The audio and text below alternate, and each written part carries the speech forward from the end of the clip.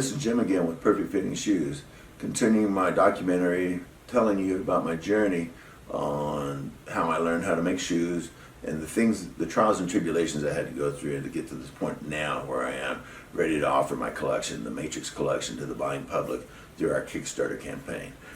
These shoes right here were made under my Nube Footwear banner before I came up with the name Perfect Fitting Shoes. And I came up with this line because Nube Footwear is more like walking on a cloud. People said walking on my shoes were like walking on a cloud, so I came up with that name. But I started working with this factory down in Mexico after the fiasco with my investor with AquaTrek Sandals. So I started working with this factory, but I started working with them after I helped set it up.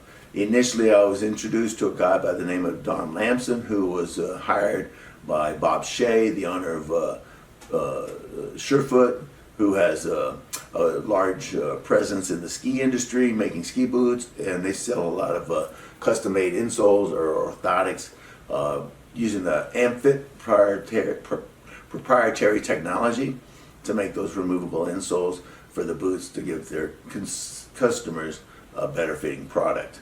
So they initially wanted to go into making golf shoes, and they hired Don to set that business up. But when Don went down to Mexico, he didn't speak a lot of Spanish. He didn't speak any Spanish, to be honest, but he was a shoemaker and he knew how to make shoes because he was making custom-made cycling shoes.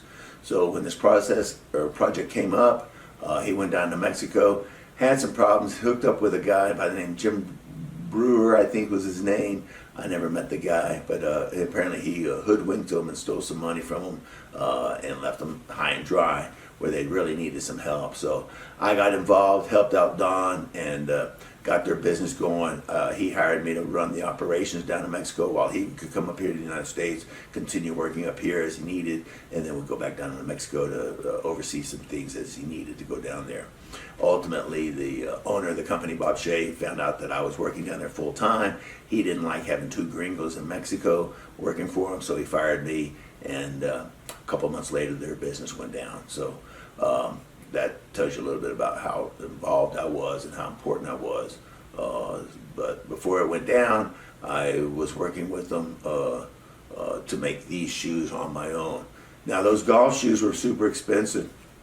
They were all custom made, handmade, the left shoe and the right shoe individual of each other. The left shoe was a size 8D and the right shoe was a size 7.5 quadruple E. They made each shoe individual. So the customers loved it. They had some fitting issues, but Don eventually got those dialed in. But because of the customization the factory was set up to do, the pricing of it for the finished product was pretty high. These shoes all priced out at the factory at over $200 per pair for finished product. That's the factory price. And at the factory retail pricing that they have up here in the United States, it's usually 4 times the factory price to get to the retail price. So that meant I would have had to sell this shoe for over $800 to my customers, and I had a hard time doing that. So that was my challenge, but I wanted to get these shoes made. These shoes were made with high-end, some of the highest quality leather available, some of the leather that was available in Mercedes-Benz car seats, the same leather that they used here. These are all in different style shoes. These two are the same style, but they all basically have the same feature in the back. The heel adjusts in the back. This one has a little bit of pattern different than this one right here, but you can see that I wore them all, at least not all, but at least these two. And they extremely unbelievable comfort with the grip in the back. Super soft padding. Lots of cushion in here, no pinching of the Achilles tendon, and extremely comfortable. But you can see the styling. This is a round toe, and I wanted a round toe so I'd have plenty of room around my toes so I wouldn't have any problem. I made the toe box extra deep so that I could remove an insole that was super thick and still have room inside there for my toes. So we didn't have any problems once we made a custom-made insole or orthotic. This had a high arch support for my foot. So once we put it back inside there, the shoe would go in there and I still have plenty of room in the toe. So I didn't have any issues with the toe problems. But you'll see in a lot of shoes nowadays when they put the insoles in, they don't have a high enough toe box, so they jam up the toes.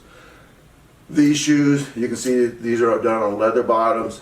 This is done on a golf sole. Again, same as that sandal that I showed you previously. Black Widow spikes. This is the same one type of thing with the sole on this. You can see where we grounded off the name Surefoot so that there wouldn't be any issue with the liability or anything like that. This one didn't have their name, so you don't see anything scratched off. But these shoes are all extremely comfortable. Like I said, they all have the adjustable feature in the back. They all open up. You can see how the toe looks. They're all the same, but you can see where the thickness on the trim for the leather makes the look of the shoe considerably different. This one's a closer cut, so it looks more narrow, but it's the exact same last. The fit inside the shoe is exactly the same. So they all, again, adjust in the heel, adjust over the instep, providing you with a three-dimensional fit, a comfort fit that you can't get with a custom-made shoe. These shoes right here were done on a different last than these were done. More narrow. This doesn't fit me because it's narrow, and as such, I never wore them. But you can see where this is done on a Vibram sole, and this is done on that same golf sole again. But these again have removable insoles. These were a little bit thinner, but we can make the insole as thick or thin as possible as needed. This was a great learning experience for me, but unfortunately, like I said, because of the pricing at the factory, I wasn't able to make this work. This was done in 2003. I did an Indiegogo campaign to try to promote this. Price was too high. Nobody showed me any interest, so I shut the campaign down and never offered it again.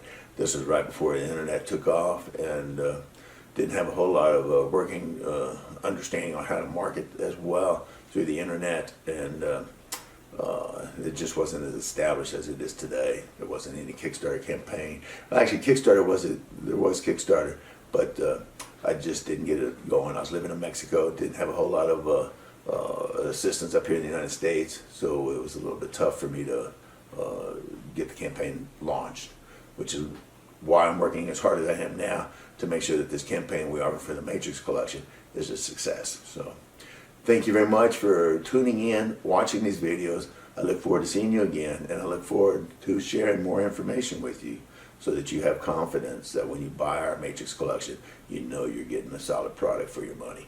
Thank you very much. I hope you have a good day, and I look forward to seeing you again. Bye-bye.